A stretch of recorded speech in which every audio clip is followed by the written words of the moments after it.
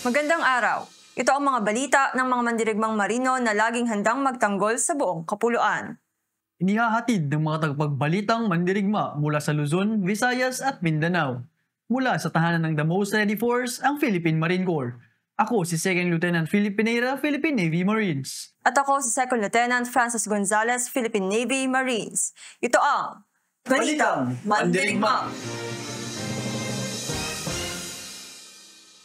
Bumisita sa headquarters Philippine Marine Corps ang Chief of Staff ng Japan Ground Self-Defense Force na si General Yasunori Morishita noong September 2, 2024 sa Fort Bonifacio, Taguig City.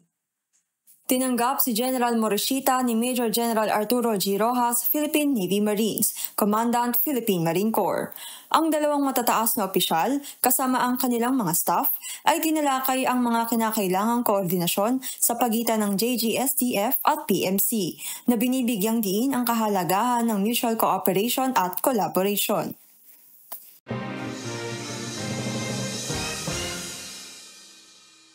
Samantala, nagsagawa naman ng exit visit si Major General Jeffrey C. Hetchanova, Philippine Air Force, ang Deputy Chief of Staff for Plans Armed Forces of the Philippines, kay Major General Arturo G. Rojas, Philippine Navy Marines, noong September 3, 2024 sa Headquarters Philippine Marine Corps Fort Bonifacio, Taguig City. Sa pagbisita at executive session ay tinalakay ang kaugnayan ng Marine Corps Archipelagic Defense at ang mga development na nauugnay sa konseptong ito.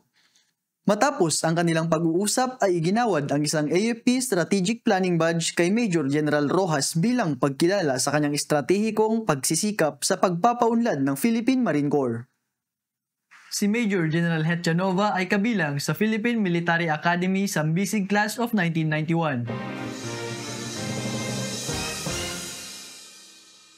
Pakinggan naman natin ang mga balita mula sa ating mga mandirigma sa buong bansa. Ito ang mga ulat ng Brigada. Buong pagmamalaking inilunsad ng 1st Marine Brigade ang Philippine Navy Mobilization Exercise 2024 o MOBEX 2024 noong September 1. Para sa buong detalye ng balitang yan, narito si Corporal Jodenry Abragan, Philippine Navy Marines. Sa ilalim ng direktiba ng Naval Forces Western Mindanao, isang exercise na tinatawag na MOBEX 2024 ang isinigawa sa paglalayong maayos na pagsamahin ang Reserve Forces at Regular Forces. Ang MOBEX 2024 ay idinisenyo upang bigyang kapangyarihan ang parehong Philippine Navy at Marine Reservists ng mga kasanayan at kaalaman na kinakailangan upang epektibong suportahan ang mga operasyon ng Fleet Marine. Ang mga kalahok ay makikibahagi sa mga pagsusuri at pagtatasa ng iba't ibang sitwasyon at simulation na naglalayong paghusayin ang kanilang pagiging handa sa pagpapatakbo. Sa loob ng 3 araw, 31 dedikadong Philippine Navy at Marine Reservists ang makikibahagi sa mahalagang pagsasanay na ito. Ang exercise ay magpapalakas sa mga kakayahan ng Fleet Marine Forces at pagbutihin ang koordinasyon sa loob ng Philippine Navy Reserve Force. Bibigyang diin ng exercise ang kanilang kritikal na papel sa mga operasyon ng seguridad sa dagat at iba pang mga senaryo na hindi labanan. Ito rin ay magsisilbing plataforma para sa patuloy na pagsusuri at pagtatasa ng mga reservists, partikular na sa mga tuntunin ng kanilang interoperability at pakikiisa sa mga regular na puwersa ng Philippine Navy. Ipinapaalala ni Brigadier General Romulo D. Quimado II Philippine Navy Marines sa Navy at Marine Reservists ang kanilang mga tungkulin, kabilang ang pagiging modelong mamamayan, maging impluensya para sa kabutihan, recruitment at pag-alay ng kanilang talento at kakayahan para sa inang bayan. Hiningkayat din niya ang mga reservists na magboluntaryo at sumali sa mga pagsasanay upang higit pang mapaunlad ang kanilang sarili. Bukod pa dito, ipinapaabot din ni Brigadier General Quimado II Philippine Navy Marines ang kanyang pasasalamat sa mga kalahok na PN Reservists na kinilala ang kanilang pagkamakabayan at dedikasyon sa paglilingkod. Binigyang diin ng aktibidad na ito ang hindi natitinag na pangako ng Philippine Navy sa kahusayan sa pagpapatakbo at epektibong pagsasama-sama ng reserve at mga regular na puwersa nito. Sa pamamagitan ng pagsasanay na ito, muling pinagtibay ng Naval Forces Western Mindanao ang kanilang dedikasyon sa pagpapanatili ng pinakamataas na antas ng kahandaan at pagpapahusay ng mga kolektibong kakayahan upang matugunan ang anumang hamon sa dagat. Para sa ulat ng 1st Marine Brigade, ako si Corporal Jodenry Abragan, Philippine Navy Marines, ang tagapagbalitang mandirigma ng Marine Corps Public Affairs Office, at ito ang Balitang Mandirigma! Mga Marines sa Tawi-Tawi tumulong sa pagsagip sa mga biktima ng sakuna sa Sibuto Strait. Para sa kabuoang ulat para sa 2nd Marine Brigade, pakinggan natin ang report ni Corporal Chris Ivan Solmerano, Philippine Navy Marines.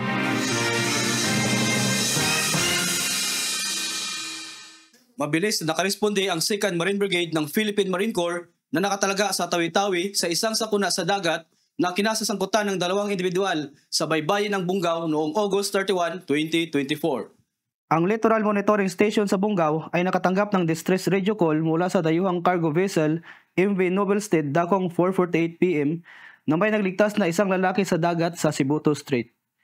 Nadiskubre ng barko na pinumunuan ng isang Vietnamese captain ang survivor na inanod ng humigit kumulang 5.5 nautical miles sa hilagang kanluran ng Bungaw na ipinapalagay na mula sa tumaob na bangka. Agad na nakipag-ugnayan si Brigadier General Nestor E. Narag Jr., Philippine Navy Marines, Commander ng 2nd Marine Brigade at GTG Atlas sa MV Novelstead at iba pang kaukulang ahensya para sa agarang pagsagip at tamang turnover ng biktima. Isang Reverend Craft Unit mula sa Combat Support Task Group 2 na nakakabit sa 2nd Marine Brigade ang idineploy sa lokasyon ng barko upang tanggapin ang nasagip na individual na kinilalang si Rosilio Mario, 34 years old, na residente ng Bungaw. Mahigit ng 37 hours nang naaanod si Mario kasunod ng pagtaob ng kanyang bangka. Sa kasamaang palad, ang kanyang kasama si Norton Calma ay nananatiling nawawala. Si Mario ay agad na ipinadala sa Municipal Disaster Risk Reduction and Management Office sa Bungaw para sa karagdagang medikal at pisikal na eksaminasyon upang matiyak ang kanyang kaligtasan at kagalingan. Samantala, patuloy ang mga otoridad sa kanilang paghahanap kay Calma sa lugar. Ang mabilis na pagtugon ng Philippine Marine Corps sa Tawi-Tawi sa sakuna ay patunay ng kanilang dedikasyon sa pag-iingat ng mga buhay at pagbibigay ng tulong sa mga emergency sa dagat. Para sa ulat ng 2nd Marine Brigade, ako si Corporal Chris Ivan Solmerano, Philippine Navy Marines, tagapagbalitang mandirigma ng Marine Corps Public Affairs Office, at ito ang Balitang Mandirigma! Ang Philippine Marine Corps at US Marine Forces Pacific ay nagdaos ng isang logistics staff talk sa Palawan. Pakinggan natin ang kabuuan ng ulat ng 3rd Marine Brigade. Narito si Corporal Abel T. Robilios, Philippine Navy Marines.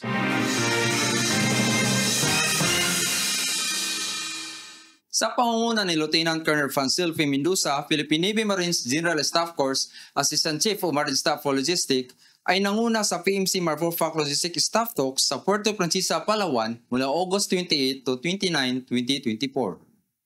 Ang taon ng Logistics Staff Talks ay naglalayong pag-usapan ng mga proseso at pamaraan ng logistics upang higit pang mapahusay ang kakayahan at integrasyon sa larangan ng suporta sa serbisyong pangkumbat. Ang kaganapang ito ay nagsilbi isang mahalagang plataporma para sa PMC at US Marfurfac Logistic personnel upang magbahagi ng kalaman at karanasan patungkol sa kasulukuyang logistical na kakayahan, proseso at pamamaraan. Ang layunin nito ay upang mapalakas ang logistical integration ng dalawang puwersa. Bilang bahagi ng mga talakayan, bumisita ang mga delegado mula sa parehong puwersa sa headquarters ng 3rd Marine Brigade sa Palawan noong August 28, 2024. Ang pagbisitang ito ay dinaos upang matukoy ang mga hamon sa logistic na naranasan ng military exercises sa Palawan at mapabuti ang magkasanib na kahusayan at kandaan sa pagpapatakbo. Ang Logistic Staff Talk sa taong ito ay tinuring na isang makabuluhang hakbang tungo sa pagpapalakas ng matagal na ugnayan sa pagitan ng Pilipinas at Estados Unidos na naglayong higit pa pahusayin ang bilateral na kooperasyon at interoperatiba ng dalawang puwersa. Sa ibang balita, mainit ang nangyaring pagsalubong kay Lieutenant Colonel Galiaza, Philippine Navy Marines, sa kanyang pagbabalik sa Headquarters Marine Battalion Landing Team 4. Para sa buong detalye ng balitang yan, ihahatid sa atin ni Sergeant Arnel Balnao, Philippine Navy Marines.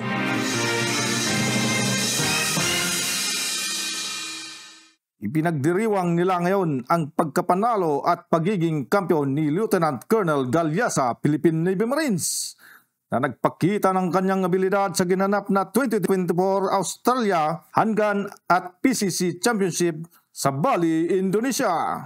Nakatanggap si Lieutenant Colonel Galyasa ng parangal sa kanyang pagiging kampiyon sa individual, classic shoot-off at team classic division. Ang kanyang husay at dedikasyon ay isang inspirasyon sa lahat ng Marino, lalo na sa kanyang pinamumunuan sa Marine Battalion Landing Team 4. Bukod kay Lieutenant Colonel Galyasa ay nagkampiyon din si Colonel Noel Chu, Philippine Navy Marines, sa larangan ng Team Classic Senior Division at Team Aggregate Classic Senior Division.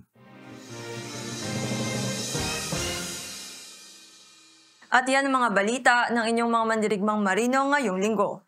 Ako si Second Lieutenant Francis Gonzalez, Philippine Navy Marines. At ako si Second Lieutenant Philip Pereira, Philippine Navy Marines. Sa ngalan ng karangalan, katungkulan at kabayanihan.